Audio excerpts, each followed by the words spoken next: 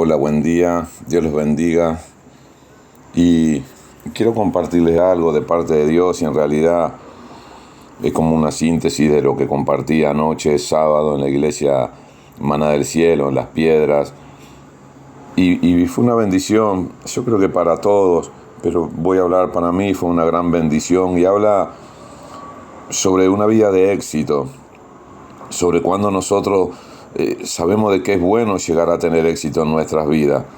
Y es una historia que está basada en alguien que desde joven logró alcanzar, agradar el corazón de Dios. O sea, aprendemos cómo llevar una vida de fe en la gracia de nuestro Señor Jesucristo, porque muchas veces queremos utilizar nuestras propias armas, muchas veces queremos utilizar nuestros propios argumentos y nos olvidamos de utilizar un arma muy poderosa en Dios, que es la fe.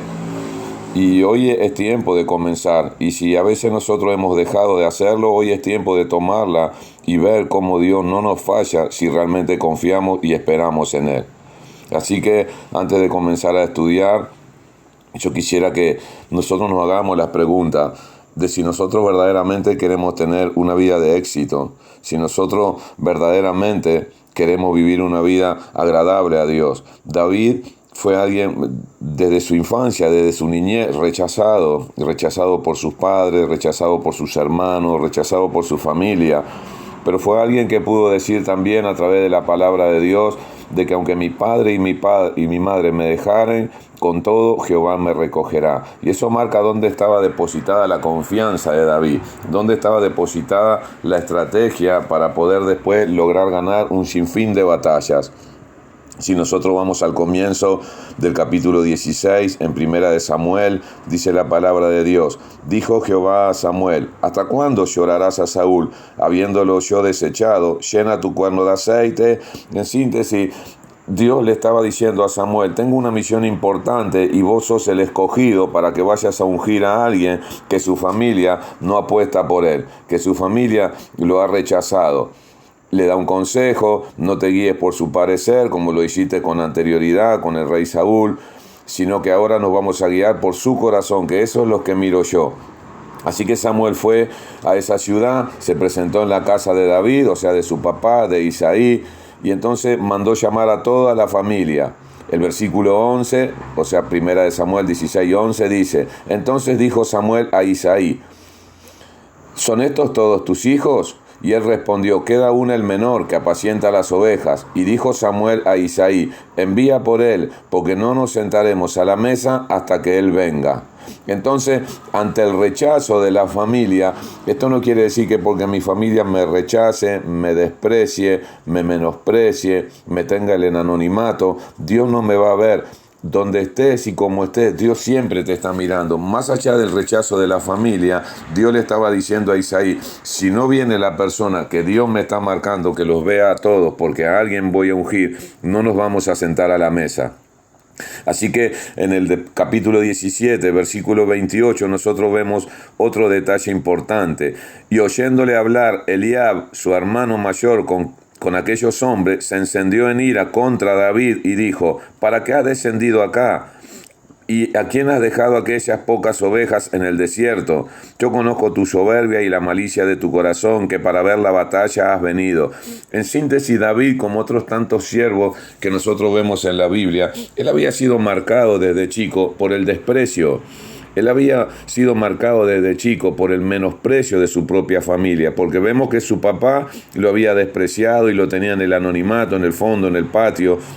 Y acá sigue, Eliab, su hermano, lo vuelve a despreciar un capítulo más adelante. O sea, tu entorno duda de vos, tu entorno te desprecia, tu entorno te menosprecia. Aún sucede personas que le pasa eso en la misma iglesia. Mi pastor a mí no me saluda, se reúnen todos y a mí no me dan corte, hacen una reunión y a mí no me invitan, están llevando gente para el ministerio y a mí no me nombran para nada. Personas que hemos sido etiquetadas internamente por el menosprecio o el desprecio.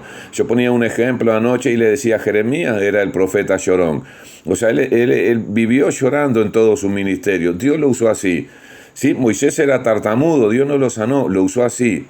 Pablo tenía un carácter bastante duro, bastante áspero, y sin embargo Dios lo usó así. Es más, le dijo, Pablo va a saber lo que es padecer por mi nombre. Por eso después uno diría, ¿por qué padeció tanto Pablo? Porque Jesús lo dijo, que Pablo iba a padecer por su nombre. Naufragio, lo apedrearon, lo dieron por muerto, lo llevaron preso, le dieron 39 latigazos. En síntesis, muchas personas ya han sido, Pedro tenía su carácter también y Dios lo usó así. Y esto no significa que vos no cambies tu carácter, sino que puedas pulir tu carácter en Cristo, sino que puedas meter tu carácter para que el Espíritu Santo lo use, lo prepare y lo use. Este había sido menospreciado, pero él internamente sabía que aunque todo eso le sucediera, Jehová lo iba a recoger. Un poco más adelante, el versículo 33 dice así, dijo Saúl, o sea que mire, no es Isaí, no es Eliab, sino que ahora aparece Saúl hablándole a David.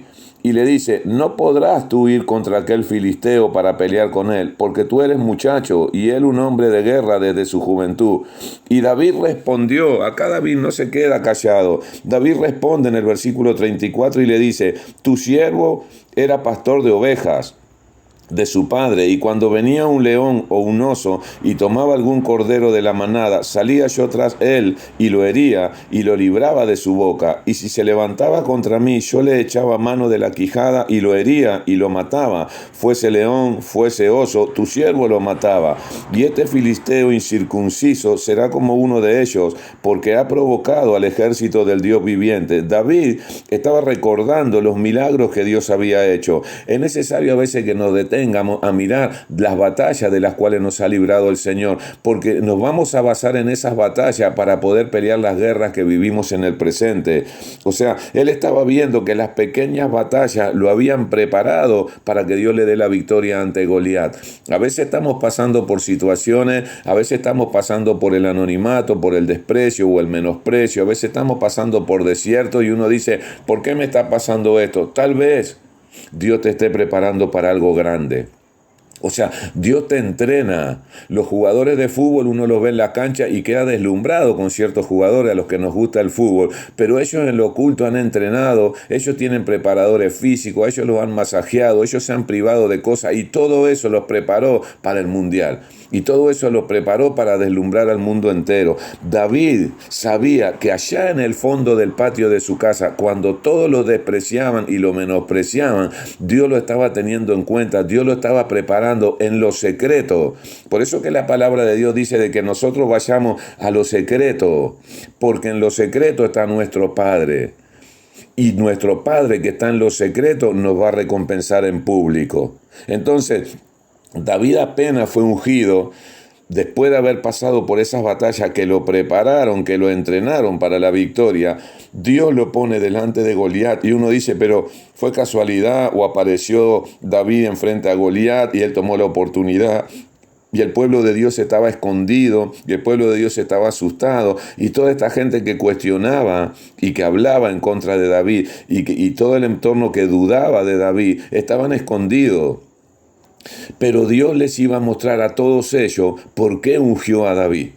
Y uno diría, pero ¿cómo puede ser que lo use a tal pastor si tal pastor hizo tal pecado o cometió tal error en tal año? Hermano, si Dios nos levantó, si Dios nos ungió, es porque Dios no se equivoca, porque Dios sabe, porque acá no importaba el pecado o el menosprecio o el desprecio de David. Lo que importaba era la unción de Dios sobre David. Entonces, si Dios le plació escoger a David, ¿por qué nosotros dudar de él? ¿Por qué nosotros empezar a apartarlo o echarlo del templo? Porque fornicó, porque se violó a Betsabé, porque mató al marido de Betsabé, porque desobedeció. En el día de hoy, año 2003, si nosotros tuviéramos un siervo que haga eso un día, nosotros lo echamos de la iglesia. Es más, nosotros lo exponemos en Facebook, lo ponemos en todas las redes. Cayó el rey David, cayó con una mujer, la secuestró, la violó, mató al esposo. Ese era el rey David, ¿vieron? Y ustedes confiaban en él. Cuando va a predicar alguna iglesia, llamamos a esos pastores para decirle, ojo, mirá que el rey David estuvo con Betsabé. Hermano y hermana, es tiempo de cerrar las bocas, es tiempo de mordernos la lengua un poco y respetar a los ungidos de Dios. Si Dios ungió a David, Dios le iba a mostrar al pueblo entero qué es lo que que vio en David para ungirlo. O sea, no es que lo probara, no es que lo necesitara para matar a Goliat. Si Dios no quisiera que Goliat viviera, Dios no lo hubiera creado. Todos somos creaciones de Dios. Si Dios lo creó fue con un propósito. ¿Cuál era el propósito? Ser usado para que el pueblo que murmuraba, el pueblo que dudaba, el pueblo que despreciaba a ese siervo de Dios, viera quién era verdaderamente ese siervo de Dios. El versículo 40, primera de Samuel, capítulo 17, versículo 40. Yo quiero que usted preste atención porque vamos a hacer hincapié en este versículo, ¿sí? Mire, nosotros estamos a tiempo hoy de ver qué es lo que hay en cada uno de nosotros, analizarnos, examinarnos. Y mire lo que dice, y tomó su cayado en su mano, ¿sí? Escogió 5 piedras lisas del arroyo y las puso en el saco pastoril, en el zurrón que traía, y tomó su honda en su mano y fue hacia el filisteo. Ahora, uno diría, ¿qué tiene que ver todo esto, estas cosas que hay? Pero yo quiero que nosotros podamos ir enumerando las armas que David tenía de parte de Dios de defensa y de ataque. Lo primero que tomó dice que fue su cayado. Si nosotros leemos en la Biblia, vamos a ver en el libro de Salmos, capítulo 23, versículo 4, y dice, tu vara y tu cayado me infundirán aliento. Y recuerde que estamos hablando de nuestro pastor. Entonces, ¿qué es el cayado? Es la autoridad del pastor. Es la autoridad que tenemos nosotros como siervo de Dios. Entonces dice, tomó su autoridad. Si uno pudiera ir subrayando y decimos en el versículo 40, subrayamos porque su propia autoridad, no una autoridad prestada. Si nosotros leemos Segunda de Reyes, capítulo 6, versículo 5, dice que había un hacha y se hundió en el agua, y dice que una persona dijo, uy, era prestada. Entonces nosotros no andamos con autoridades prestadas. A vos que crees en Dios, dice la palabra de Dios, que a los que creen, Dios Dios les dio autoridad. A los que creemos, Dios nos dio autoridad.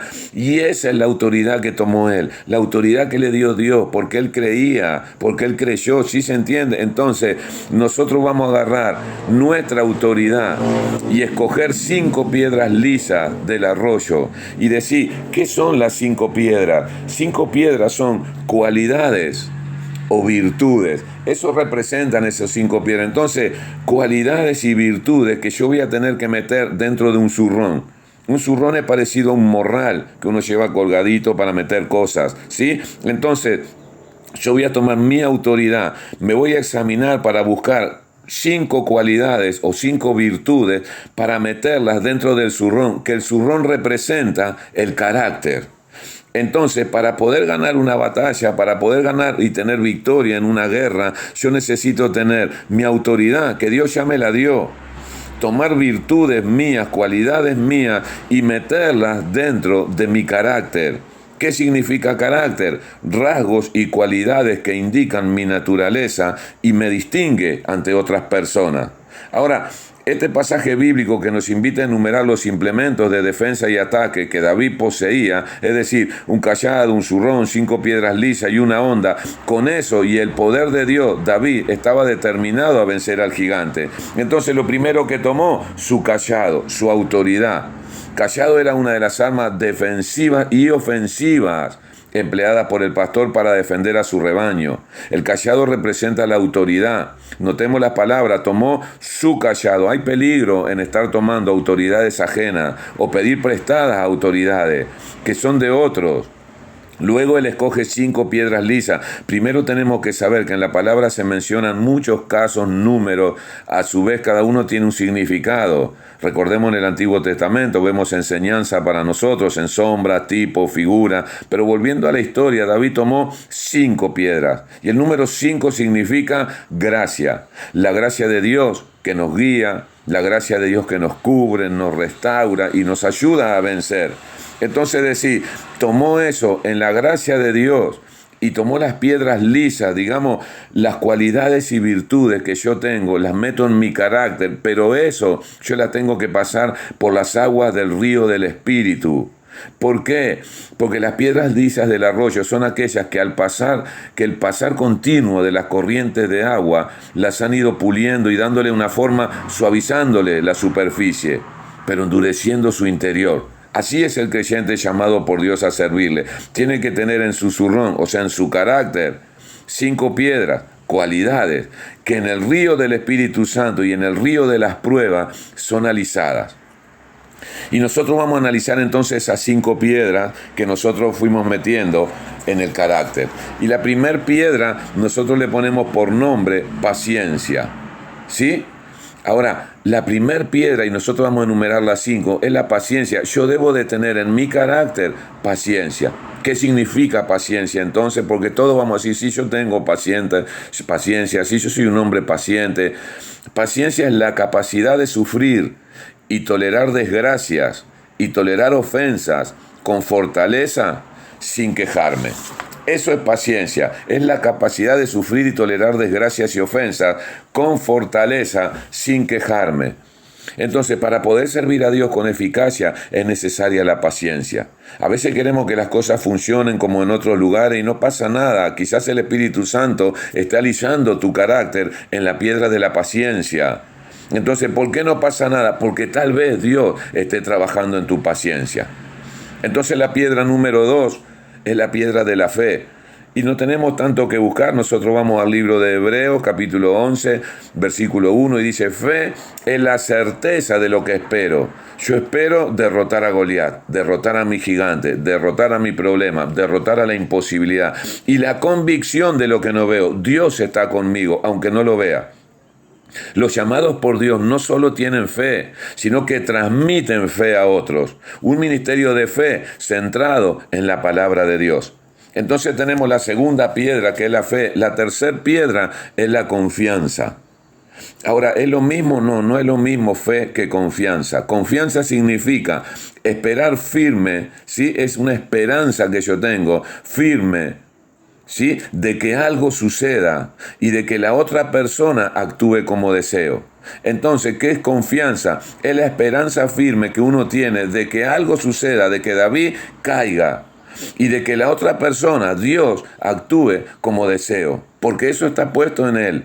¿Sí se entiende? Entonces la primera piedra, la segunda piedra y esta es la tercera piedra. David ve más allá de sus imposibilidades. Él no ve si era chiquito, si era rubio, si era insignificante, si era despreciado, si la gente dudaba, si estaba solo, si tenía un uniforme militar, si tenía un escudo, una coraza, si tenía una armadura. No, él ve la posibilidad de Dios ante Goliat. No es mirar la prueba. Confianza no es mirar la prueba, es ver la salida.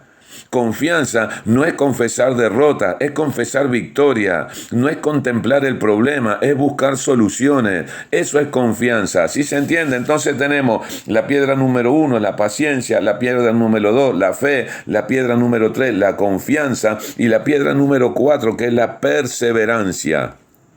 Y perseverancia significa firmeza y constancia en la forma de ser y de obrar. O sea, no ciclotimia, no que un día hablo en lengua y el otro día estoy llorando porque no tengo para pagar una boleta. Es firmeza y constancia en la forma de ser y de obrar. No es comenzar una obra, hermano y hermana, es terminarla. Los verdaderos líderes nunca dejan las cosas por la mitad, sino que continúan proyectando la visión que Dios les dio. No piensan en fracaso, sino que piensan en éxito. Entonces, la quinta y última piedra que nosotros vamos a analizar es la consistencia. Consistencia significa alguien que resiste sin deformarse, es consistente, resiste las pruebas, resiste el fuego, resiste las tentaciones, resiste las circunstancias, resiste las crisis, sin deformarse ni romperse. Es coherente siempre. ¿Sí se entiende? Es algo voluble que produce agujeros en nuestras vidas. La verticalidad de carácter nos lleva a alcanzar los objetivos. Entonces, después de tener esas piedras, tomó su onda en su mano. Recién ahí tomó con lo que iba a atacar. Él vio sus armas que tenía, sus instrumentos de defensa. Pero ahora tomó el arma de él, una onda, hermano y hermana, en nuestras manos cuando éramos chicos. Era un juguete de niños. ¿sí? Más allá de que a veces hacíamos cosas que no hay que hacer con la onda, pero era un juguete de niño, pero puesta en las manos de Dios. Era algo que iba a destruir a Goliat. ¿Sí? Nosotros vemos en la Biblia, si nosotros vamos a Éxodo capítulo 2, versículo 4, una simple vara. Es una vara, algo para jugar o algo para pegarle a algo. Sin embargo, en la mano de Dios, esa vara hizo que un mar se abra. Una quijada de asno, si nosotros vemos Jueces capítulo 15, versículo 15, decir, pero una quijada de asno no sirve para nada. Junta hormiga, la tiramos en el piso. Sin embargo, sirvió para ganar una batalla. 5 panes y 2 peces, en Marcos capítulo 9, versículo 13, son un par de refuerzos, un par de sándwiches. Sin embargo, puestas en las manos de Dios, fueron útiles para alimentar a miles de personas. ¿Sí se entiende? Entonces, una onda, una vara, una quijada de asno, 5 panes y 2 peces, en las manos de Dios, se convirtieron en cosas que producen grandes milagros. Los hombres y mujeres de Dios ponen todo lo que tienen al servicio de Dios, aunque sea esto pequeño o insignificante. Es más, lo que hay adentro de tu corazón, vos mismo, aunque hoy te sientas poco, aunque aún te sientas menospreciado o menospreciada, aunque sientas que no te valoran, aunque sientas que la fe no te alcanza, ponete en las manos de Dios, porque si vos ponés lo poco en las manos de Dios, Dios va a hacer grandes milagros. Si nosotros leemos el libro de Hechos, capítulo 19, versículo 11, dice la palabra de Dios, hacía Dios milagros extraordinarios de la mano de Pablo. Entonces Saulo de Tarso era alguien que lo despreciaban por lo violento que había sido, por los crímenes que había cometido, por la sinvergüenza que había hecho, pero llegó un día que tuvo un encuentro con el Señor y ese Señor transformó su vida y Dios mandó a que Ananías imponga sus manos porque lo iba a usar a Pablo. Entonces Pablo, en las manos de Dios, fue alguien con quien Dios hizo grandes milagros. Es tiempo de que nosotros pongamos todo lo que tenemos al servicio de Dios, aunque sea pequeño. La onda de David era mayor que la espada y la lanza y la jabalina de Goliat. David fue un siervo de Dios que aprendió a usar lo que tenía. Siempre David aprendió a usar lo que Dios ponía en su mano, porque siempre dependió de Dios para tener la victoria. Mira, quizás en tu vida estés pasando por dificultades que a veces parecen tener un final terrible, pero es ahí donde debes de aprender a poner todo en las manos de Dios. ¿Sí? Debes aprender solamente de Dios y entender que es tiempo de que por más armas de defensa y de ataque que tengas, es tiempo de que vos avances. Llega un momento de que David dice algo importantísimo, dice la palabra de Dios, de que él fue hacia el filisteo. Otra versión dice, arremetió en contra del filisteo. Es tiempo que te levantes. Es tiempo que no estés mirando al costado. Es tiempo de que no te pongas en la postura de Isaí, de Eliab, del mismo Saúl, mirando las fallas del siervo de Dios, mirando el pecado del siervo de Dios, mirando la apariencia del siervo de Dios, mirando qué es lo que hace y no hace el siervo de Dios. Es tiempo de lo que hacía Saúl un poquito después. Cuando David estaba buscando a Saúl para matarlo, el mismo David llegaba hasta al lado de Saúl y decía, lo podría matar, debería matarlo, pero yo tengo que respetar que él es un ungido de Dios. Hermano y hermana que estás escuchando, es necesario de que vos te levantes y avances en contra de tu problema, en contra de tu gigante. Es necesario que te levantes y veas si en tu carácter tenés esas cualidades. ¿Cuál es la piedra que falta en mi carácter? ¿Me falta fe? ¿Me falta confianza? ¿Me falta perseverancia? ¿Me falta consistencia? ¿Qué es lo que falta dentro mío? Y todo eso meterlo en las aguas del río del Espíritu para que se alicen, para que sea un carácter agradable a Dios. Cuando estés preparado o preparada, identifica tu problema y decirle que ahora vos vas a avanzar en contra de él. Y lo vas a derrotar. Cuando él derrotó a Goliat, agarró la cabeza de Goliat después de cortársela y él la llevó a Dios porque entendía que la batalla no la ganó la onda, la batalla no la ganó David, la batalla la ganó Jehová de los ejércitos. Y dice la Biblia en Éxodo 14:14, Jehová peleará por nosotros y nosotros estaremos tranquilos. Es tiempo que identifiques tu enemigo, tu imposibilidad, ese milagro que estás buscando y arremetas, vayas hacia él, porque tiene que caer en el nombre de Jesús.